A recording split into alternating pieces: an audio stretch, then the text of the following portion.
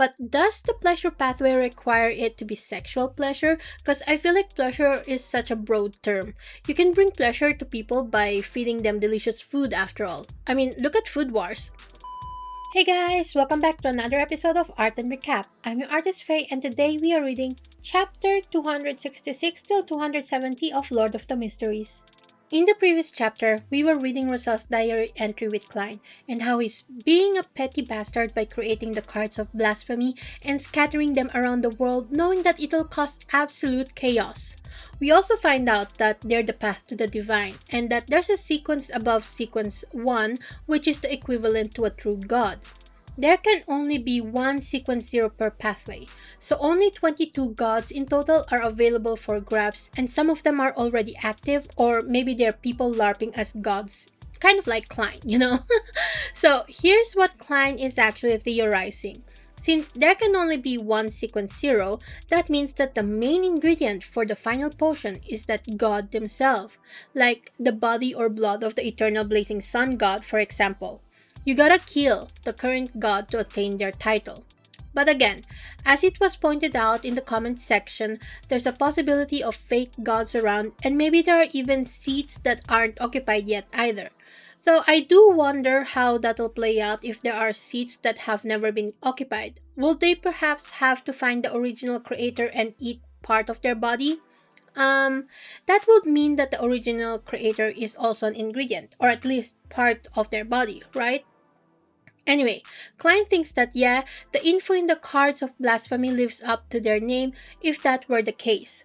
Also, it makes me wonder, how the fuck did Roselle know about all the infos for the pathways anyway? Since this is a cultivation novel and the cards of blasphemy are supposed to be the path to godhood and whatnot, and leveling up to sequence 0 needs potions, that means that he somehow got his hands on the potion recipes of all 22 pathways. That's like crazy. Like how? What the fuck were you up to, Roselle? Where did you get that information from? Since some of the sequences matched the tarot cards, Klein thought that there was definitely a god of death, right? So he wonders what cards will be corresponding to the Lord of Storms and the Evernight Goddess. Klein thinks that this might also be the reason why Roselle regretted not choosing the Seer, Apprentice, and Marauder pathways in the beginning. I just had a thought. Since sequences can be interchangeable in later pathways, does that mean that the person from then on is on their way to becoming the god of that pathway? Like, if someone from the Seer moved branches over to, I don't know, the Sun pathway, would they be on their way to earning the godhood from the Sun pathway instead? But I feel like that would make no sense, to be honest. I think that if you want to attain sequence 0, one of the things that you need to do is to be part of only one branch, because again, this is a pathway to godhood, and that God represents that pathway in its entirety, right? This is honestly the most logical conclusion in my mind, because again, if you move to a different pathway, then you are going to have to represent that pathway, but it's going to be mixed in with another pathway. So in the end, how can you become the god of that certain pathway if it's mixed in with something else, right? I don't know guys, it's just a theory I'm thinking about, okay?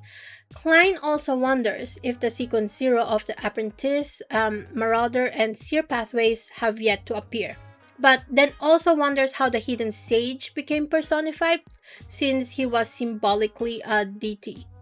Also, what the fuck was Roselle plotting in the end, since it felt like he became the enemy of everyone in the world because of how petty he got at the end by creating the cards and scattering them. And you know what? I think every high sequence Beyonder might have been after Roselle because he got all of the potion formulas. Think about it. If the guy dies, they can pretty much divine the potions out of him using mediumship, and the Beyonder characteristics he'd have left behind might even be hella OP, because again, he's Roselle. But that is if he died. What if he got transported back to our world when he was supposed to be killed, supposedly killed by his daughter or something like that? So, lots to think about and theorize. Maybe I should write a fanfiction if this is not true at all. Klein really wants to get his hands on one of the cards of blasphemy, but first, he has a tarot club to lead. He tells Miss Justice that she's done well in offing Bakerland in less than a week and asks what kind of payment she'd like. When Algar heard that, he was like, "What? That was hella fast. The fuck? I haven't even gotten info about the dude." And Audrey was so proud, especially when she noticed how astonished Algar was. She's like one-upping him in that regard, and she is so happy. Girly pop, you are the number one in this Tarot Club meeting. You know that, right? Algar apologizes to Klein for not being able to help since he just managed to contact someone about Bakerland, and Klein was like, "No worries, bro. This is a commission, not a request for help." Then he turns back to Audrey, waiting for her request, and hopes to the Evernight Goddess that her request isn't too difficult. Audrey tells him that there's really no payment needed because she's still the one who owes Klein. Klein's blessed to be in fact about Shilanko's bounty. Since the Admiral's bounty was worth 30,000 pounds, she should have given 15,000 to his blessed, and the cost to killing Bakerland was like 10k, so she still owes him 5,000. But because of all of this, her finances are still pretty tight, so she'd like to request some time until she can pay it off completely. She didn't mention the plantation that she got from Duke Negan, since that was a private form of gratitude and not part of the bounty, which, is pretty fair to be honest. Klein in his head was absolutely ecstatic because he's still gonna get 5k from her. Then he guiltily had to tell himself that technically that 5k belongs to Mr. Asic, but since he won't be in contact with him for a while, he might as well use it for himself for the time being, right? After all, it'll be such a waste to just let it rot in a bank until he finds the man. And he can repay him in the future by providing help after all. And you know what? That's fair logic. Plus, Mr. Asic doesn't have to know. On a side note, I honestly don't think that Mr. Asic would care all that much unless he's in huge financial trouble. But I think that considering how long he's been alive, that he'd probably have a huge amount of money stashed somewhere. It's like this text I saw somewhere. If you're a vampire who's alive for centuries and you're broke as fuck in the modern era, then you're definitely not doing something right. This is why vampires in fiction are always hella rich. After everything's said and done, Klein commanded his Smurf account to ask if he can speak now, and Audrey was like, sure, because she saw that Mr. Fool wasn't gonna say anything. And oh my god, she really is gearing up to be his second in command, like, you go girl. Audrey was also quietly observing Mr. World and noticed that he wasn't shocked about Shilanko's death and thinks that he doesn't understand how important that shit was. Like, the son doesn't understand half the things that they're talking about when it involves politics, or it's because he can control his emotions and body language really well. She also notes that he might not even be speaking in the same language as her because the way his mouth moves doesn't really match the words that he says. So Mr. Fool might be translating for them too. The world tells them that he wants the true root of a Miss Trent and a bunch of other ingredients like the spring of elf's marrow crystals and the spinal fluid of a patterned black panther. The spring of elf's marrow was an ingredient needed by the apothecary guy from the Eye of Wisdom's gathering, and he added that to throw everyone off course so they won't know his pathway. Derek said that he knows where the Mistreants are and can help with that, but he's gotta wait till he finished his advancement so that he can join the patrol team. The world asked Derek what he wants in exchange, and Derek said that he wants a weapon that suits him and that can increase his strength. The world agrees to it, with Klein as the witness to this transaction. Audrey, who didn't want Derek to get scammed by the new member, told him that the Mistreant's juice should cost about 500 to 700 pounds, so the weapon he receives should be of the same equivalent.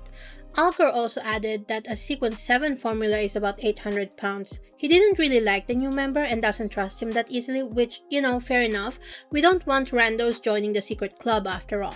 Klein translated all of that for Derek, and Derek said that he understands and thanks Algar and Audrey for looking out for him. The world stayed quiet until Audrey said that she wants the potion formula for the psychiatrist and their ingredients. Algar said that he wants the potion formula for the Sailor's Sequence 6, the Wind Blessed. Since it's gonna be much more expensive than what everyone's asking for, he'll make up the difference for the payment.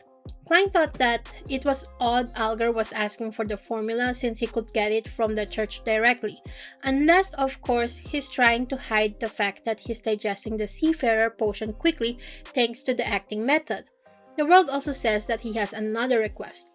Side note, I watched the Donghua special, and it seems to have been stated, well, not seems, but it was stated that Algar and Chilankos actually has some sort of past with each other, and Chilankos hinted at the fact that Algar is not really going to progress much with the, with the mandated punishers, with the Storm Church, whatever, what am I trying to say? So Chilankos was trying to say that Algar is not gonna progress if he stays with the church. But I'm thinking that maybe this is the reason why Algar actually wants the potion from the Tarot Club, because he knows that the church is not going to give him the Seafarer potion. The Wind Blessed one. I mean, he's already a seafarer. Sorry, guys. The world also says that he has another request. He said that he wants to get info about all the abject nobles in the Lowen Kingdom, including their addresses. Of course, the more details, the better. This is Klein trying to find out about the Baronet Pound so he can finish his detective job and also find out what the fuck was up with that secret basement with the human statues of the gods. Audrey asked him what the world wants to do with that info because this is sus, like why? She is also part of the nobility even if her family won't be part of the information because her family isn't part of abject nobility, right? Her family is still up there standing. The world laughed and said that it's nothing that she has to worry about. He's merely doing this for research and won't do them any harm at all, like promise, fingers crossed. He swears it by Klein's name, and because he did that, Audrey was like, okay, why not? Audrey once again thinks that World is really good at hiding his body language and wonders if his sequence is the nemesis of the spectator pathway. And you know what I thought when I first read that? I thought, well, considering the fact that he's a clown and clowns are supposed to be actors and really good at controlling their body, yeah, I guess so. She then says that she knows some information about the aristocrats, but it will take a couple days, maybe, to gather all of it. World said, yeah, no props here. What do you want as payment? He mentions that he can pay mostly with information regarding secret history from the Fourth Epoch or knowledge about some Beyonder pathways and a few formulas. The info about the abject novels, however, isn't worth a sequence 7 or 8 potion, so she can't request the psychiatrist potion from him. Audrey decided that she wants information about the other Beyonder pathways, and Klein gave them a private conversation. The world asked Audrey if she knew anything about the Demonist sect, and Audrey says that she knew what they believed in and what era they began from, and what Beyonder pathway they control, and how all their upper echelons are women. Pretty much the basics. World says that the Demonist sect controls the Assassin pathway and the Sequence 8 is called Instigator. Audrey tells him that she already knew that, and World asks if she knew their Sequence 7, which Audrey said nope. The world then tells her that the Sequence 7 is called Witch and leaves it at that. Audrey was like, what? Witch? And asked how a man would act if they consumed this potion since witch is a gendered term and she's pretty much imagining a drag queen in her head. She was a little disgusted and also amused at the thought, and I'm like, girl, that's not very ally of you, Audrey. And you know what? I actually think that if Audrey was in the modern world, she'd enjoy watching RuPaul's Drag Race, cause damn, the creativity of those drag queens have when it comes to like fashion is insane. If you guys never watch it, I highly recommend it. It's so good. The world continues his explanation and said that if a man consumes the witch potion, they're not going to be considered male anymore, but that they will become a true lady. And Audrey was like, oh my god, they can change sex? They get a sex change? What? She looked over at Klein and realized that he didn't deny it, so that means that it's true, and thinks that it's a miracle that can only happen in the world of Beyonders. And Audrey got super excited at that info. The world said that it can only make men into women. If a woman took the potion, it will just enhance her beauty, and this is why the upper echelons of the Demonist sect are all very beautiful women. Audrey asked what flaws it has because it doesn't seem like there's any, right? And World said that their acting pretty much involves causing chaos. Audrey sighed in disappointment because it's too good to be true, right? But then she asked a question. What if an animal consumed the witch formula without dying or losing control? Would the charms be enhanced to suit human tastes? Or would it be focused on its own species, like other dogs, right? For example. Um, Me and Mr. World are both stunned by this question because what the fuck, girl? What were you thinking? I wrote on my notes, Audrey, what the fuck are you planning to do to Susie? Like I really wrote that. The world said that he never studied such matters, so he doesn't know the answer to her question. And then he answers that the next pathway for the witch is pleasure, and the act is to bring pleasure to both men and women, and that they're very good at using a special spider silk.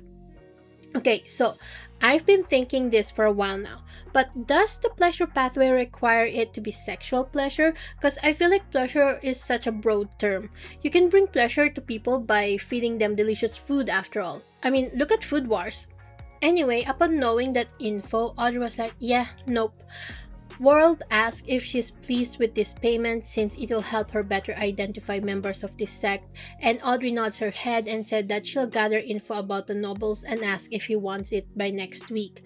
The world asks if he can get it faster, and they both agreed to do a ritual through Klein. Klein ended their private conversation, and the world said once again that he has one more problem, and Audrey was like, wow, the newbie sure has a lot of requests. The world wants to know if there are any more high-sequence Beyonders in the Sauron family who are from Intis. This is Klein testing if Derek knows about the family, but Derek gave no reaction. So he, as the fool, said that he can answer that question and made a private room between him and his Smurf account. It said in the text that he stared at the Smurf account in silence for a couple of seconds before ending the exchange and acted as if what they did was totally normal. After that, Klein ended the tarot gathering and returned to the real world to rest, and afterwards, he decided to visit a cemetery and test out Mr. Asik's whistle. Klein went to the cemetery managed by the Church of the God of Steam and Machinery, and as he heads there in the carriage, the driver asks Klein if he wants him to wait for him, and Klein is like, nah, I'm just here to visit a friend. The driver eyes him warily, and Klein clarifies that his friend is actually the tomb keeper here, and that he's totally not gonna dig up a corpse to sell to some med students. The driver left him to his own devices, and Klein wandered around the graveyard until it was dark. He put on some gloves and entered the cemetery by jumping over the iron fence. Klein found a secluded corner and began his experiment.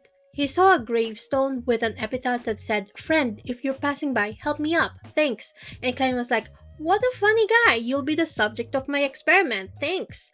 Then he tossed Mr. Asik's whistle up and down, but nothing happened. He decided to come back in 2 days and do the experiment again.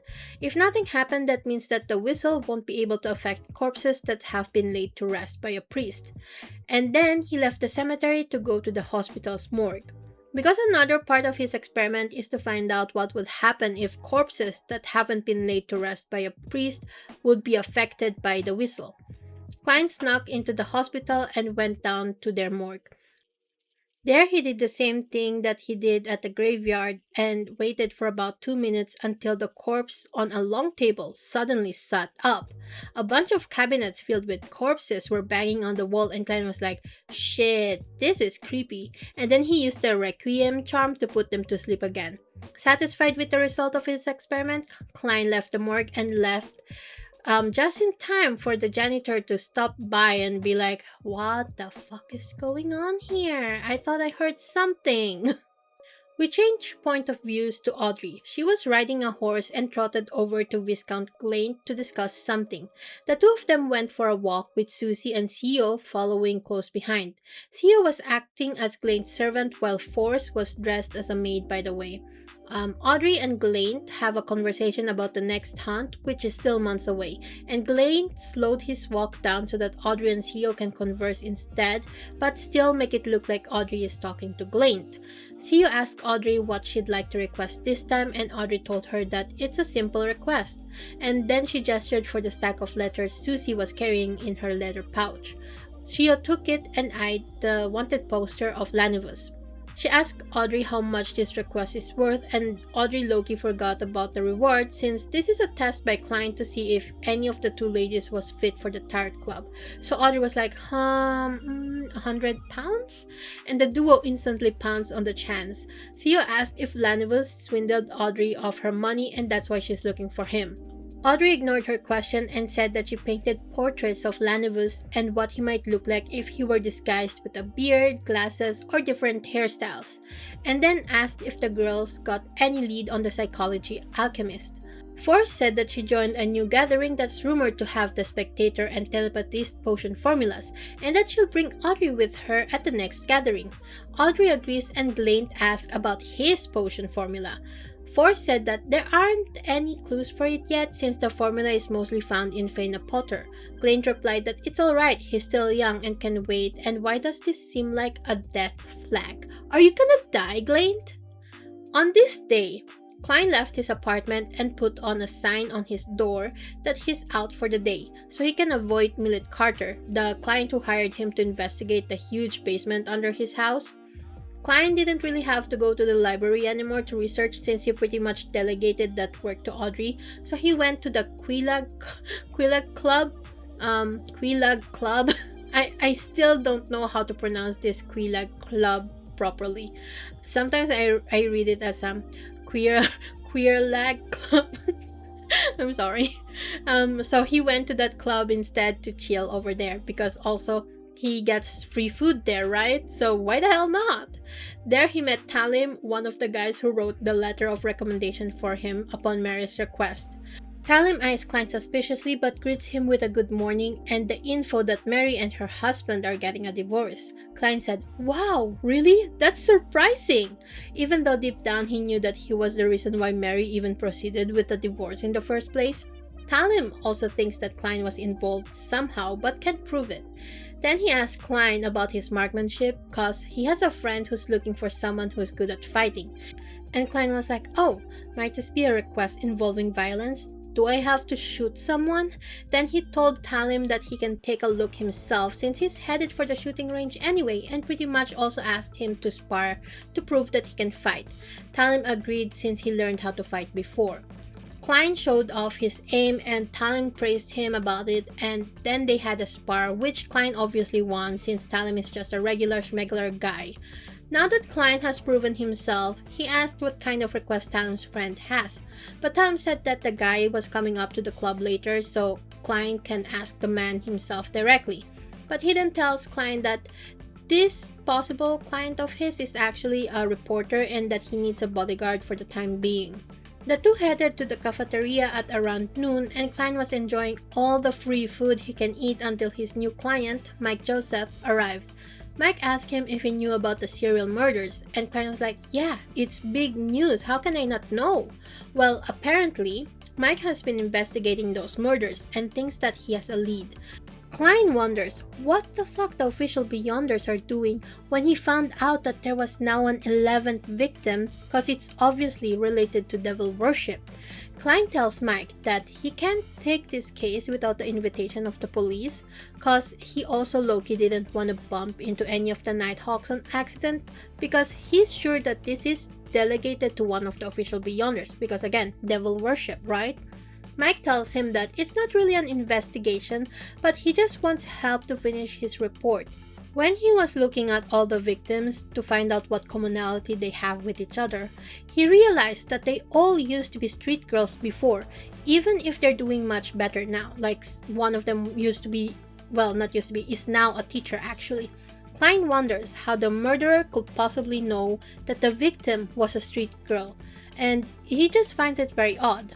Mike said that out of all the 11 murders, only one was a present prostitute. She was a 16-year-old girl who has fallen on rough times named Cyber. According to his research, she worked for a place called Golden Rose and that's where he needs Klein's protection. In case anything bad goes wrong while he's interviewing people, he needs Klein to hold off security while he escapes. If nothing happened, he'll pay Klein £1, but if a fight breaks out, he'll raise it to £5. Klein told him that he needs to wash his hands first before he can answer, and then went to the bathroom to flip a coin, in which he obtained a positive answer. That was his answer. Anyway, that is it for this week's episode. This was actually supposed to go out last week, but last week Lord of the Mysteries special happened, so I had to react to it, you know? It's been a while since I watched Lord of Mysteries, so I was very excited to watch it. And I hope that you guys also enjoyed that episode, that video from last week. Yeah. So what do you guys think of this episode? Please share. Oh, let me oh my god, I forgot. Oh, my mind just blanked out. Anyway, I was gonna say, I was gonna explain a little bit about the artwork. It's finally completed, this artwork. I'm done with it. Next week I will add it to like the rotation of, you know, the illustrations on the side, so you guys can see what it looks like fully. I didn't add in, you know, the extras, the lighting adjustments and stuff like that that I usually do at the end of my videos, because I usually stop recording during that time because my recording program, my screen recording program doesn't really take on the pop-ups that happens whenever I activate the adjustment menu, something like that. So I usually just end the recording then. Yeah, so glad that this illustration is done. It is the longest illustrations I've ever done, to be honest, and I'm just very happy with how it turned out. So that was Lord of the Mysteries episode 266 till 270. And yes, let's do my outro, okay? Before I go, please like, subscribe, and leave a comment. It helps my channel out a lot. My commissions are open and my Vision link is down in the description below. Check out my story Dreaming of Aurora if you have the time. And finally, thanks to my patrons Robek, Vanarik, and Jeval Jevalitska for the support. I'll see you guys next time. Bye!